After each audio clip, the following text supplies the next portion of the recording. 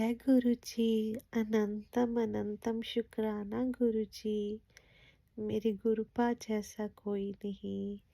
संगत जी, आज मैं जो सत्संग शेयर करने जा रही हूँ वो अमेरिका से आंटी ने भेजा है।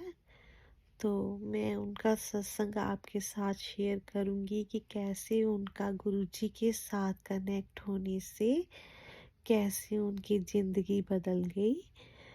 तो प्लीज़ ये सत्संग श्रद्धा से सुनिए। और किसी ने अपना सत्संग शेयर करना हो तो आप मुझे ईमेल भी कर सकते हैं और मुझे मेरे व्हाट्सएप नंबर पे भी आप अपनी ऑडियो भेज सकते हैं।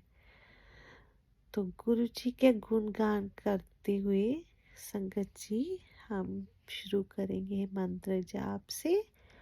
ओम नमः शिवाय। शिव जी सदा सहाय। ओम नमः शिवाय। गुरु जी सदा सहाय। ओम नमः शिवाय। शिव जी सदा सहाय। ओम नमः शिवाय। गुरु जी सदा सहाय। ओम नमः शिवाय।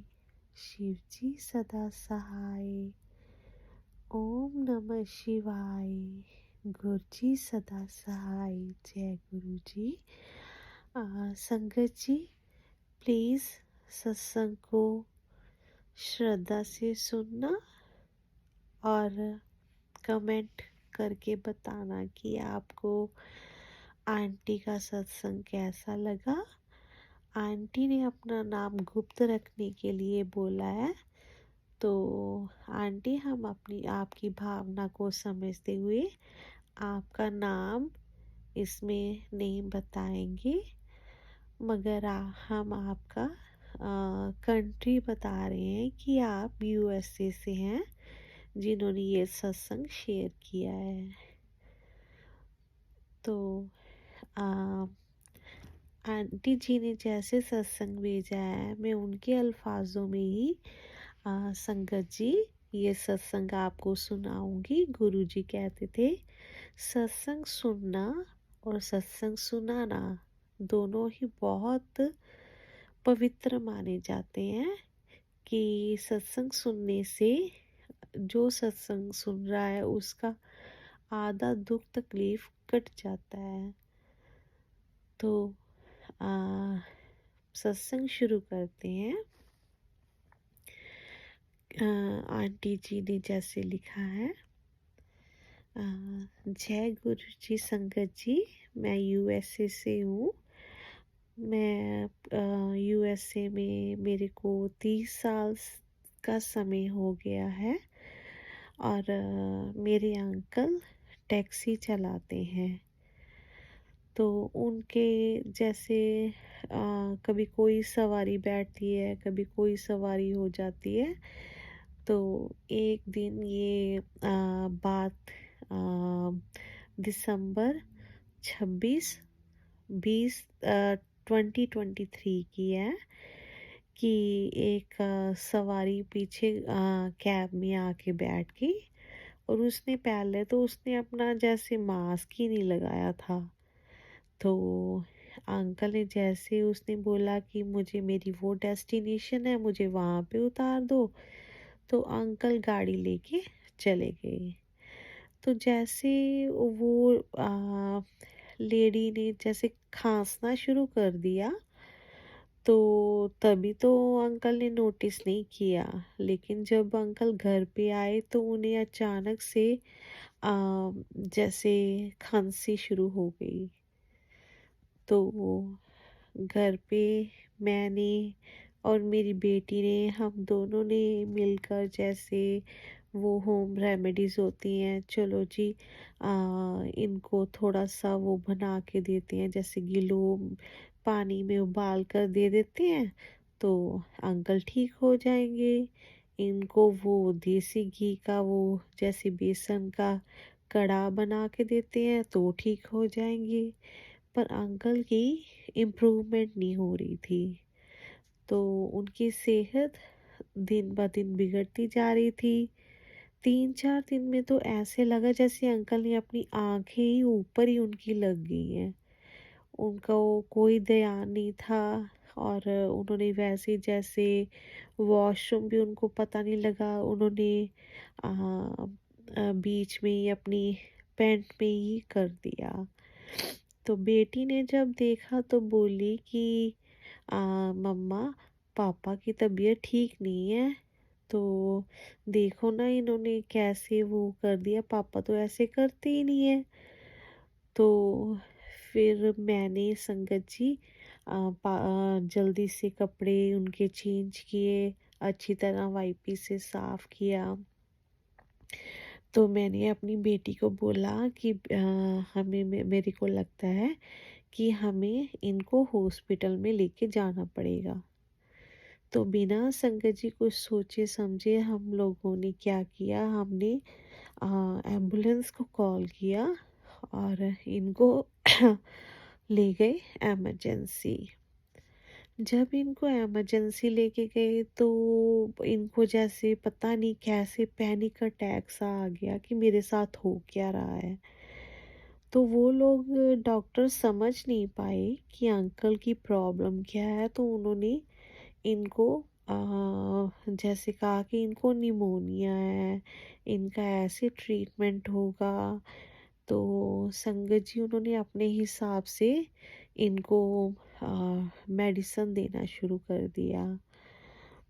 तो मैं भी काम पे नहीं जा सकती थी, हर टाइम ध्यान अंकल की तरफ रहता था, और बेटी भी जॉब पे नहीं जा सकती थी।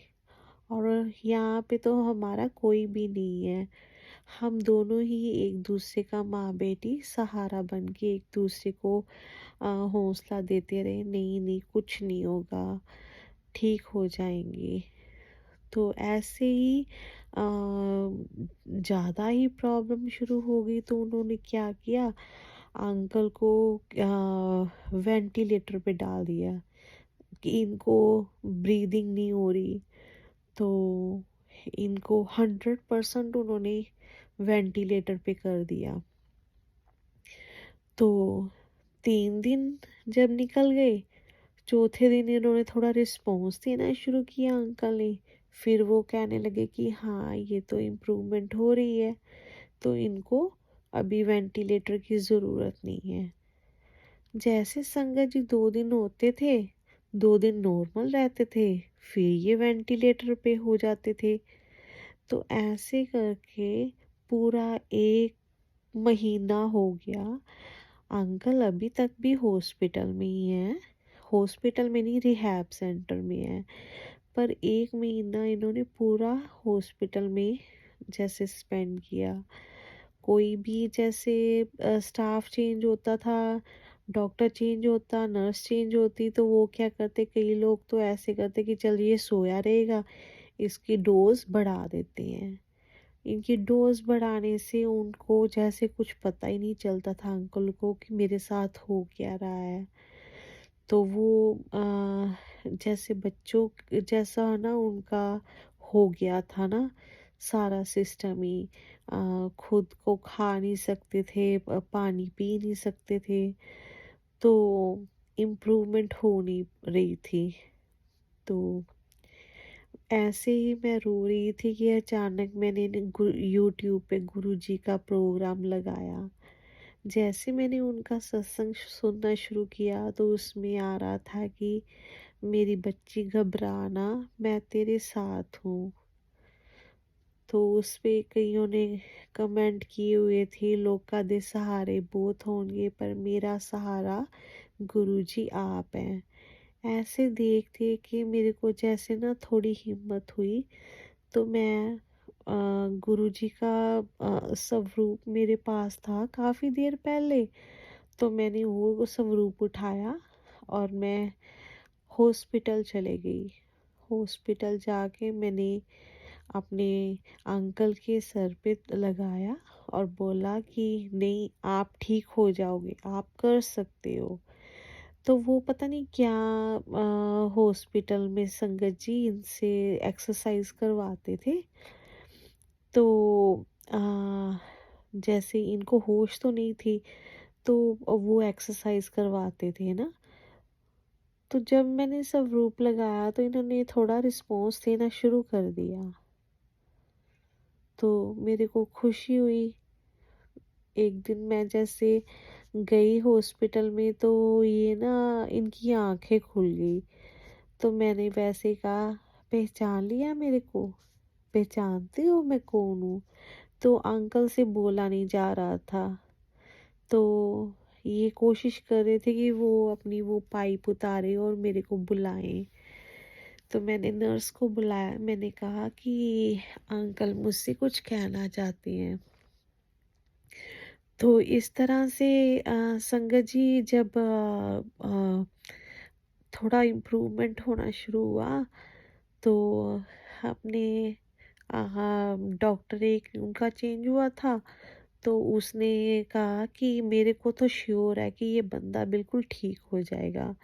अभी मैं यहाँ पे हॉस्पिटल में 2 वीक हूँ, तो मैं इसकी इम्प्रूवमेंट का ध्यान रखूँगा कि क्या इसकी क्या रिस्पॉन्स दे रहा है।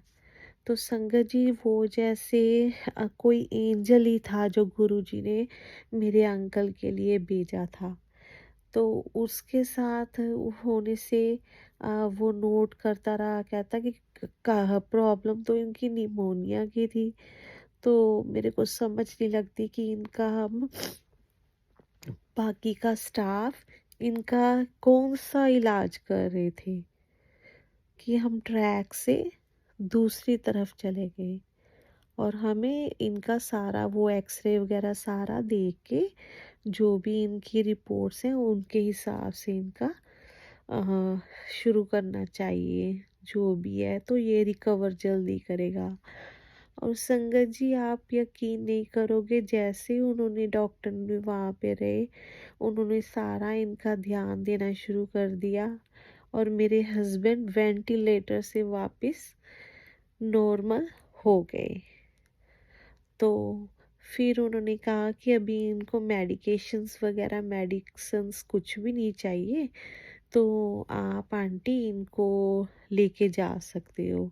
अगर तो आप घर लेके जा रहे हो तो आपको सारा वो बेड वगैरह वैसे ही चाहिए, हर एक चीज़ चाहिए।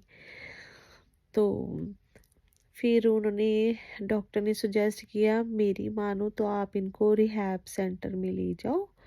तो वहाँ पे आप 2 जने हो, तो आपसे सँभाला नहीं जाएगा अपने अंकल को। आप ऐसे करो, इनको वहाँ पे ले जाओ, वहाँ पे आपको काफ़ी मदद मिल जाएगी। तो एंड मैंने भी फिर उनकी डॉक्टर की बात सुन के मैं भी इनको वहाँ पे ले गई। और अभी काफ़ी इम्प्रूवमेंट हो रही है। अभी इनकी स्पीच थेरेपी चल रही है, वो आती है, इनको ट्राई करती कि ये वोकलाइज हो। इनका काफ़ी इम्प्रूवमेंट हो रही है, बोलने की कोशिश कर रहे हैं, एक्सरसाइज करवा रहे हैं अभी।